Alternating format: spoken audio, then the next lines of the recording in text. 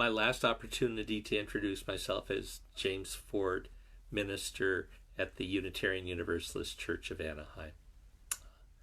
It's been such an honor. Thank you. And here we are at an ending. And of course, as such things are, it's also a beginning. As to the ending, I thank you for welcoming me into your community, and with that, welcoming our Zen Sangha to use the church.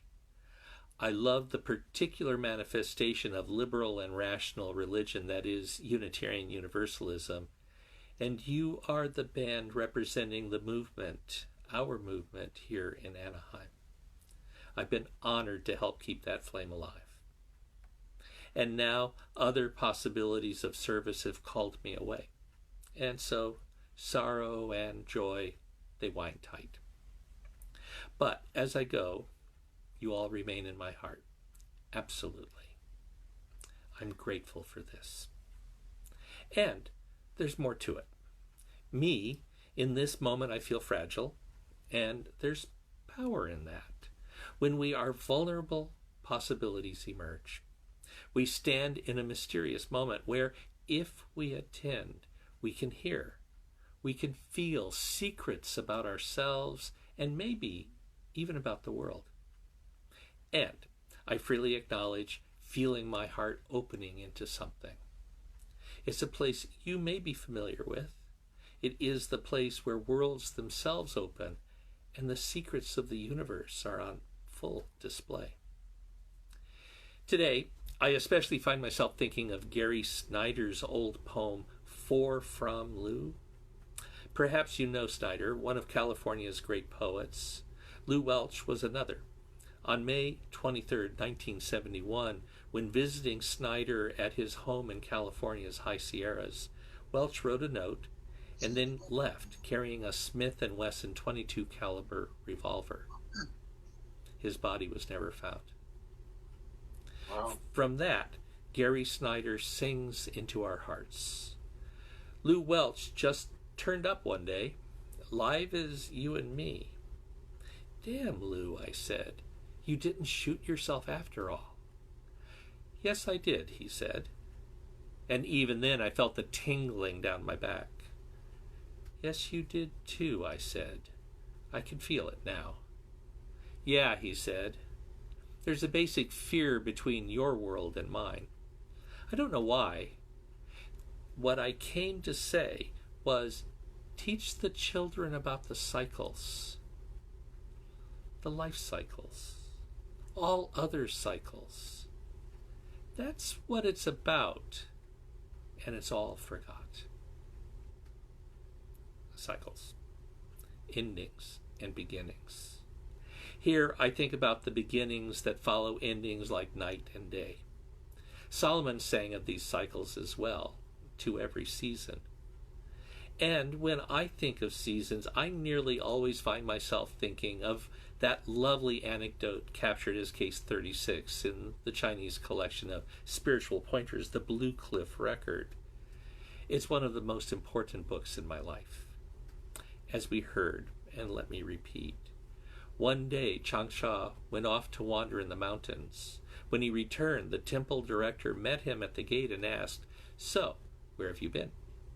Changsha replied, "I've been strolling about in the hills." "Which way did you go?" "I went out following the scented grasses and came back chasing the falling flowers." The director smiled. That's exactly the feeling of spring. Changsha agreed, adding, "It's better than autumn dew falling on the lotuses." Endings and beginnings.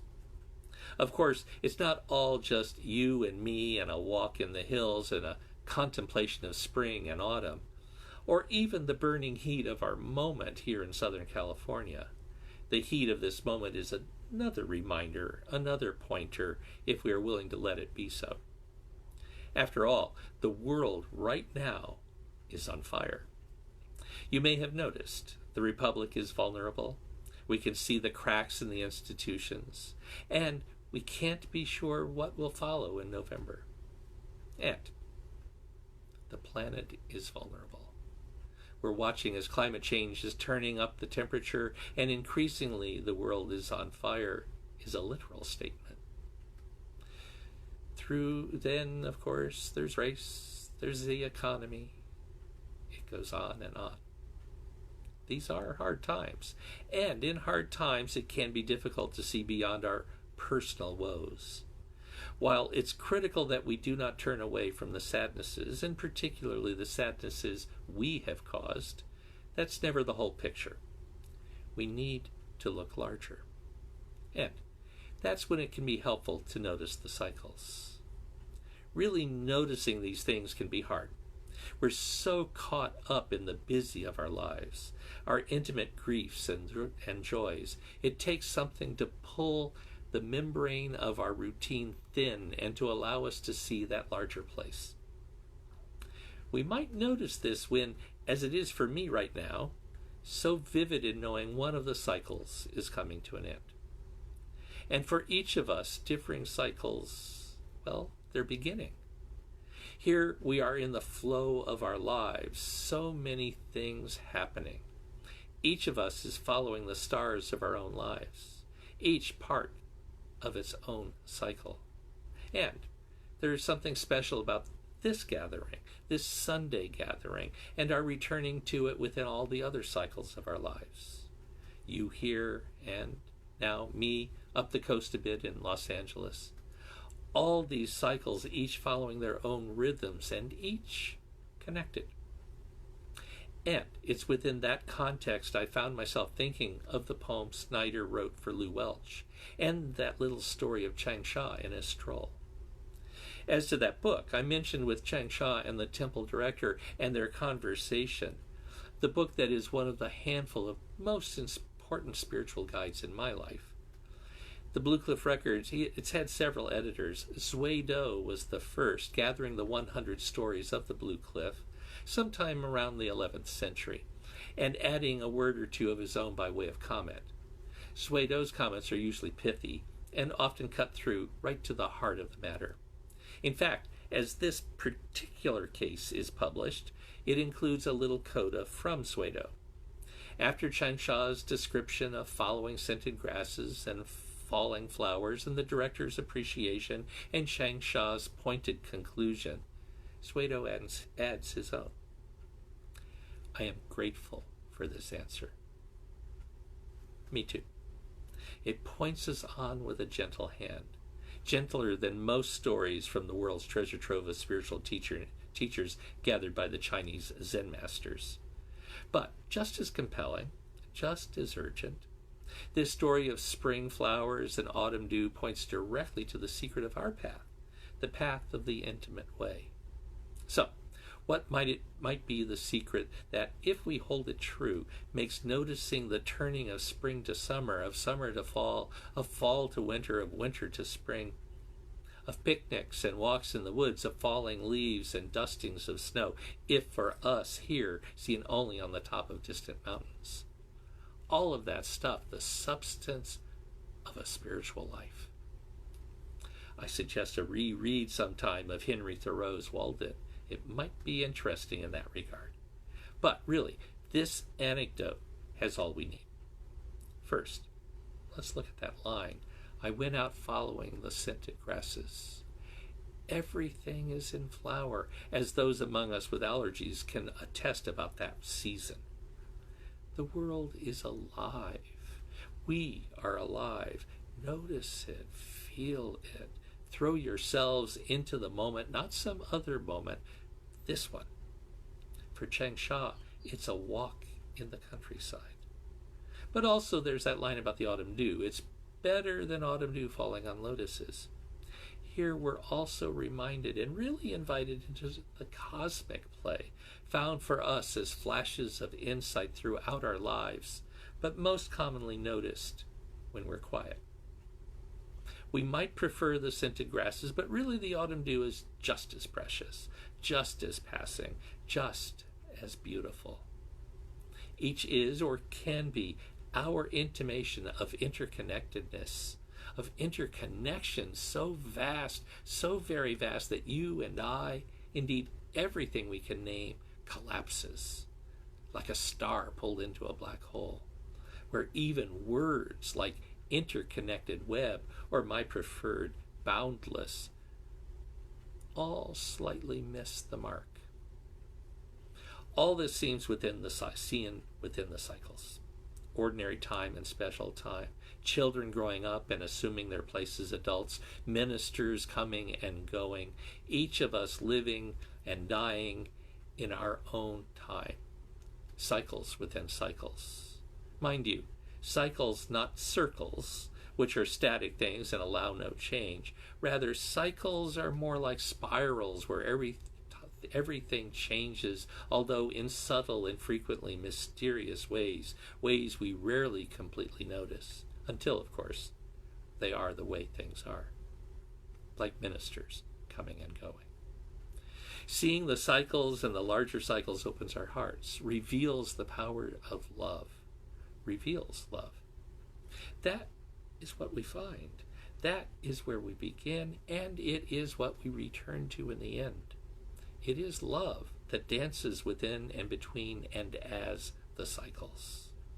This is the good news of all authentic religion. It certainly is the good news at the heart of our Unitarian Universalism. It is the Universalist message itself. The vastness of the universe can feel frightening. After all, it shows us instantly how insignificant our individual lives are. But we persist and lean into the vastness, and we begin to notice those cycles connecting it all. And then perhaps, possibly, with just the smallest of surrenders, we can discover the eruptions of love. We know that justice is what love looks like in action. But before that, love is what we discover as we surrender into the great play of what is. Perhaps you've had that taste of reality in all its vastness. It's a gift to humanity, encountered by rich and poor, by educated and ignorant. Now and then we all catch a moment of its truth, like a flash of lightning in a summer storm. Or maybe it just haunts an occasional dream. The point is this: our deep connections that our tradition sings of, the perspectives we are all woven together so fine that we can't even find our separateness sometimes, is an important encounter.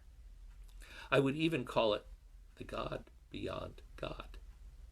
But again, words reach, but always, at least in these matters of our hearts, words fail, collapsing into something more than that black hole. For those of us who have noticed this experience, we might recognize that description of autumn dew falling on a lotus. And it is important to notice this big thing, however we name it. It ties us together and puts the lie to our separateness and our sense of isolation to rest. But Changsha adds in something. We find that vastness nowhere but in things. And not things in general, but specific things. That person sitting next to you, that person you encounter in the store, that person that you meet in a simple conversation. That person reveals the whole. Your own experience of this moment manifests the universe itself and the space beyond naming. The whole interdependent web is revealed in a single flower. We come into this place, we open our hearts, and miracles abound. We see the cycles, we find the mysterious connections as nothing less than love. And from this love, we can reach out. The shape of love is justice. Our lives become gifts to one another. By attending to what is happening, we notice it. Love like electricity, love like life-giving blood. It is in noticing the love that connects and binds and enlivens that allows new possibilities to birth, whole new worlds to birth. So again, we must not turn from the sadnesses of the world. We have too much work to do. And let's not forget how large the project really is. Changsha calls us to the world of the precious individual of scented flowers. Here we're invited to see how that boundless place, that black hole of all ideas and separateness, is also this place. Everything may be tied up together in some great cosmic play that is so vast our words fail to convey it. But it is also nothing other than you and me. The cycles all join together like garlands of flowers. Our individual lives like the gift of a flower, fragile, beautiful, the dying already in the living, and mysteriously but truly, fully enough, fully enough. This is the lesson of the cycles. Love reaching in, love reaching out. Love.